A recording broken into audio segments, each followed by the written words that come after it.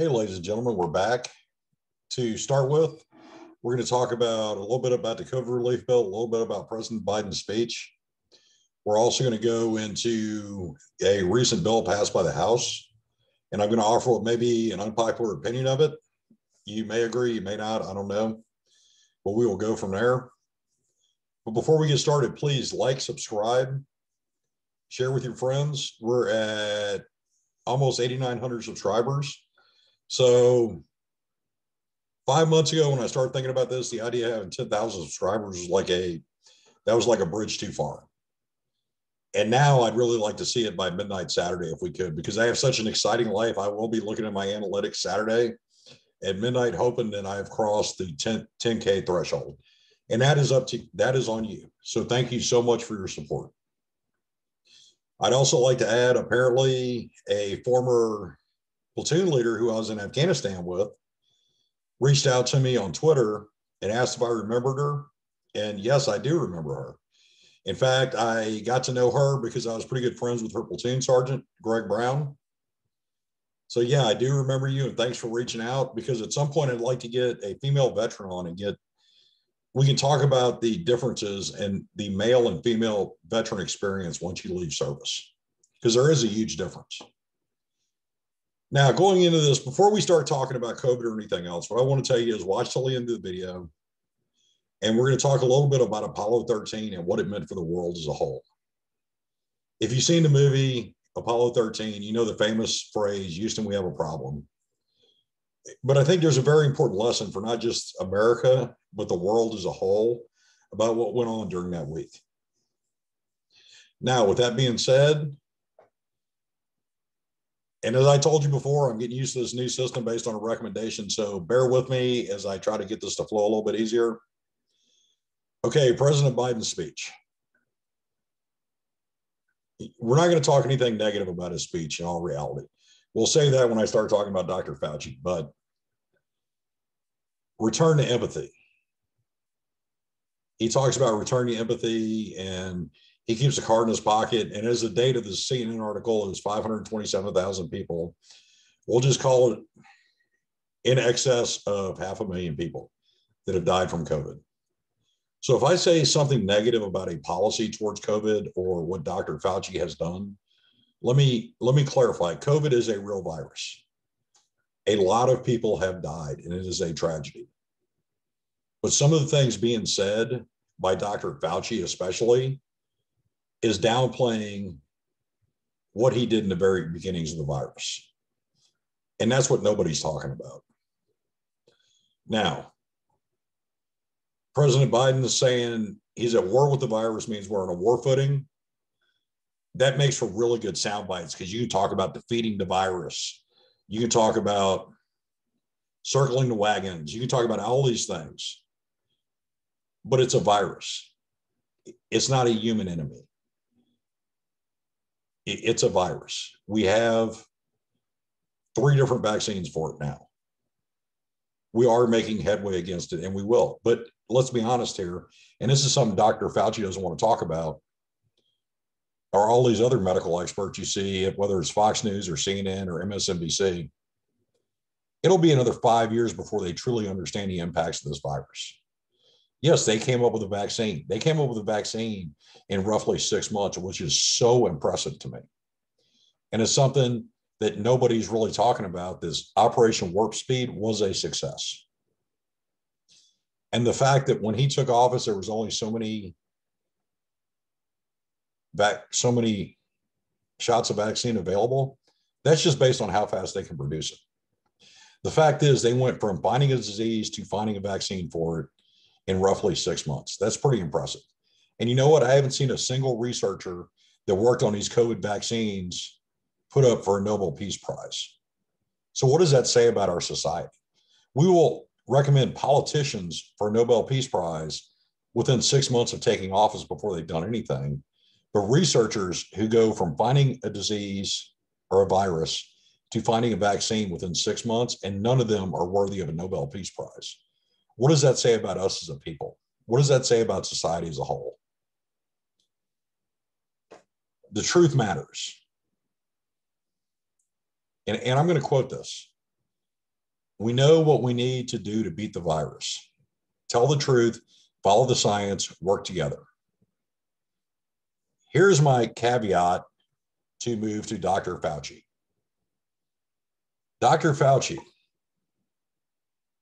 said he can now do his job with Joe Biden as president. Fauci, who served under Trump but has been promoted to Biden's chief medical advisor, was at Biden's side during the event and then spoke to reporters in the White House briefing room for the first time in weeks after Trump largely banished him from the podium. Well, let's talk about why that might have happened, Dr. Fauci. I remember a certain point where you, Dr. Fauci, said, we don't need protective equipment. Then later you explained you said that because you didn't want to be part of causing a panic, and you want to make sure there's protective equipment for first responders. On one hand, I can understand that, but that's also known as, I don't know, a lie. So did you lie? That was the first lie. Now let's discuss herd immunity, because Dr. Fauci talked about that. At one point, herd immunity was 50%. Then it was 60 to 70%. Then it was 80%. What is it now, 100%? Dr. Fauci, I don't know. Here's my issue with Dr. Fauci. He is now the single point of failure in this administration for a COVID response. And I just pointed out 4 different lies off the top of my head.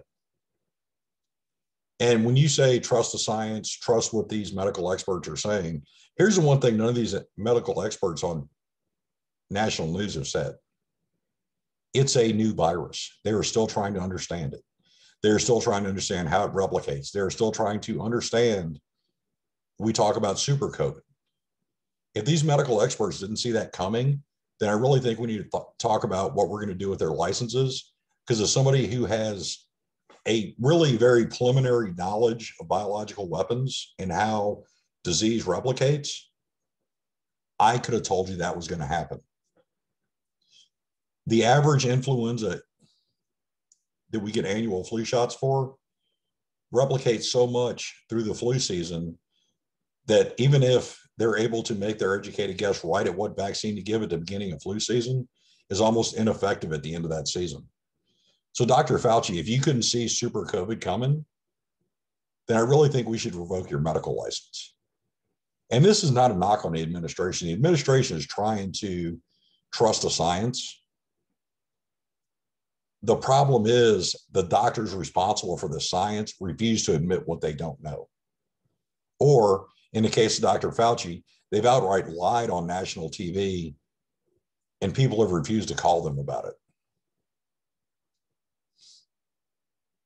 Moving on to the COVID relief bill. Don't need to see that unless you're looking for a T-Mobile phone. All right, the COVID relief bill. Some people got up to $1,400 a person. To quote CNN, families get an additional $1,400 per child. A married couple of children, for example, could receive up to $5,600. President Biden, when you ran for office, I think you said everyone would get $2,000. And then you explained because they had already received $600 each through the last COVID relief bill, that it would be $1,400 per person. Well, then it became the full amount goes to individuals earning less than $75,000. Now, my honest answer is I'm not worried about this. What I want to point out is you lied to the American people. And maybe you didn't, but you signed a bill that Congress approved that made you a liar. Because that's not what you said when you ran for office. That is not what you said before voters went to the polls and voted for you. So what are we going to do about it? Yes, there was a stimulus that was needed. But here's what I want to point out. And this is from the standpoint of a background in economics and understanding inflation and understanding how costs go up. So this $1,400 per person for the ones that did get it actually costs the entire nation almost $5,600 per person to do this stimulus bill. Let that sink in. They took $5,600 of you and your children's money and gave you back $1,400. if you meet the criteria and make less than $75,000 a year. Now, what I will challenge you to do as you go to the store, whether it's your local grocery store or Walmart, track what you're spending on groceries and gas over the next few months. You will see a gradual increase in this. That's called inflation. If we don't do something to get it under control, that gradual inflation, if we keep spending the way we are, becomes hyperinflation. Now, I've lived through, that I can think of off the top of my head, a recession in the late 70s that I barely remember. I remember waiting in line for gas. That's the biggest effect that had on me. I remember well the 2008 collapse, which I was still serving active duty in the Army, so it didn't affect me as much. But I did see the world around me because I have been politically active. I have been politically aware. Basically, I've explained it before, since I woke up and saw the sign saying you were entering Iran, which is spelled IRAAN, in Iran, Texas, as a child in the backseat of my grandfather's car. So I've been politically aware for a long time. Now, I am not saying we did not need the stimulus. I am not saying we need to reduce the social welfare net that's out there. I'm saying we need better management.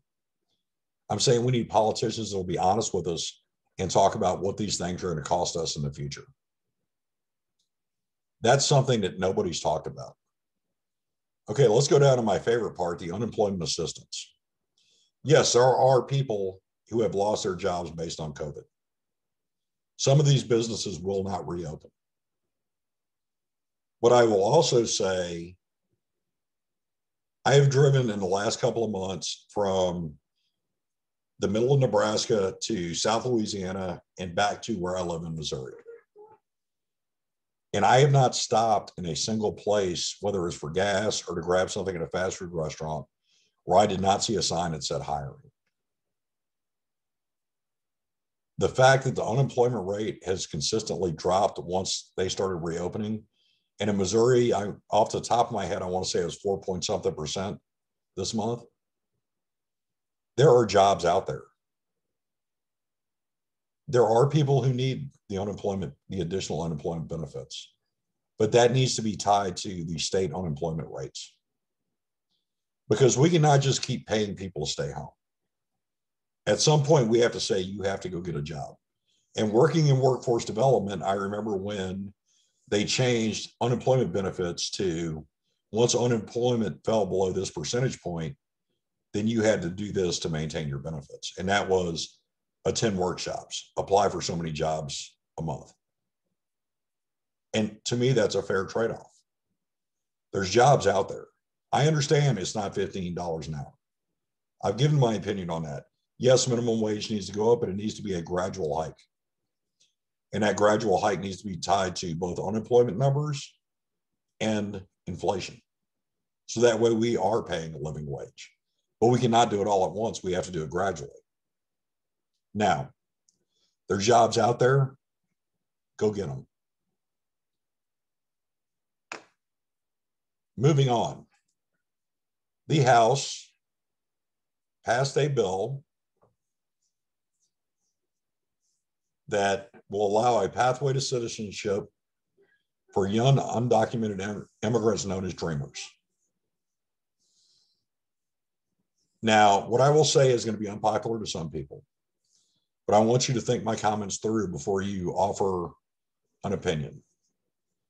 Because when I say this, I am speaking from an educated position when it comes to young immigrants. And I won't even call them undocumented, because they had to become documented to be the ones that I dealt with. What I will say is, in the military, I saw a lot of people who entered the Army with a green card. And this is service-wide: Army, Navy, Air Force, Marines, and now Space Force. And they chose to serve their adopted country. And I attended some of those citizenship ceremonies when they became U.S. citizens. And I saw tears, and I saw pride. And I saw a group of people who wanted nothing more than to serve their adopted country. And the other half of that is, if I look at percentages, soldiers who did negative things that I had to be a part of putting them out of the Army for DUIs or drugs or failing their PT test or being overweight, not a single one was on a green card. The ones that did get put out were from California and Texas and Ohio. And I'll say that because this is the largest 3 states to provide soldiers to the United States Army. And it wasn't they were privileged. The natural born US citizens were the ones that screwed up. They were the ones that got thrown out. The ones that entered on a green card that earned their citizenship, one of which I knew as a young, we were 18, 19, 20-year-olds together. And I saw him get his citizenship. And he and I got promoted to first sergeant together. And that was a pretty cool thing. So I will say this. I am okay with a pathway to citizenship if they've been here for a certain amount of time and they have not committed felonies, because then they become tax-paying citizens. And more than that, then they can be protected. Because 99% of those who come over just want to create a life for their families. They want a better life than what they had. And here's a secret. Here's how most of our families got here. They came here 100, 150, 200 years ago to make a better life. And if these people are just trying to do the same thing, then why should we put them in a position where they're the victims of crime? I did my video on human trafficking. They make up part of that population. They get taken advantage of every single day.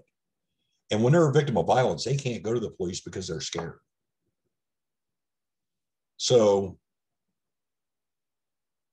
why don't we come up with a plan to allow them to become citizens? Even if it's a long, drawn-out plan, they can work and pay taxes. And I will say this. I am a libertarian-leaning independent. I refuse to buy into anything our standard Democrat or Republican Party has to say, because they're both full of shit in my eyes. What I will say is, if the Republicans are smart, they will reach out to this population. They'll support this. Because Hispanic values mirror conservative values in many ways. So if you want to get that vote, it's time to reach out to them. But in the end, this is a good project. This is a good thing. We really need to figure this out. Because from the sheer standpoint of numbers, we're not going to find 12 million people in the portal. Let's be honest. That's not going to happen. Not now, not any time in the near future.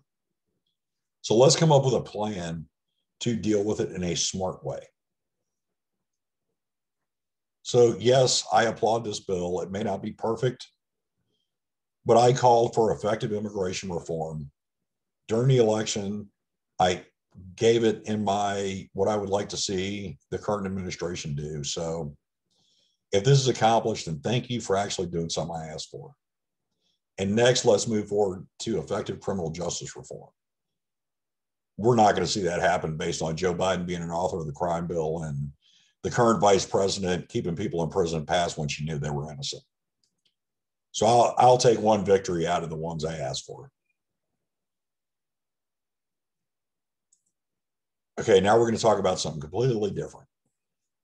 So many of you know the movie Apollo 13. You know, the Houston, we have a problem. The original mission was to land on the moon. They were to conduct experiments past what Apollo 11 and Apollo 12 had done. There's a malfunction before they ever got to the moon.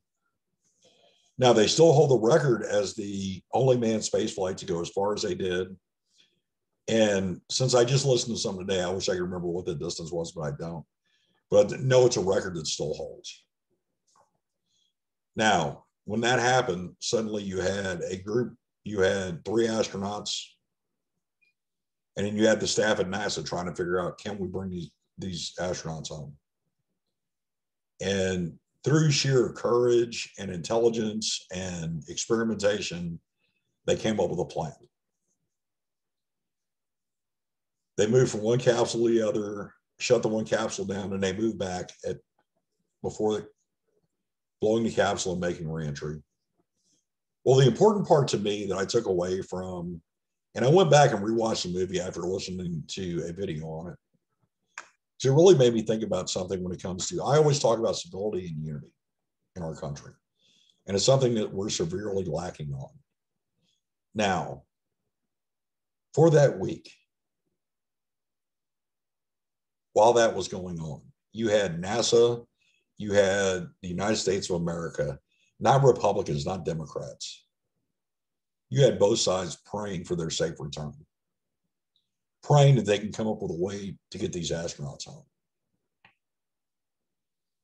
The other part of this was the Pope held a mass to pray for them at the Vatican, in which 10,000 Catholics were there to pray for their safe return. In India, at a religious festival, 100,000 Hindus prayed for these astronauts' safe return. So if you think about it, not just in the United States, but as a world, the human race came together to pray and hope for their return. That's the world I want to see again. I want to see a world where we can all come together and understand there is something bigger than me. There is something bigger than a political party. There is something bigger than one religion. That is how we'll find true peace. With that, please like, subscribe. Like I said, we're approaching 10,000. At one point, I never thought that would happen when I had 12 subscribers. And yeah, that was, I knew all but one of them by name and spoke to them on a daily basis. So thank you for that, but let's keep going and keep pushing this message out there about what I have to say. And if you disagree with me, then hit dislike. Wednesday, I'm going to debate a sovereign citizen after the interview I did with Joe the lawyer. And we're going to publish it on here, and we'll see who wins the debate. You guys will let me know. With that, everybody have a good evening. Be safe. Take care of your families.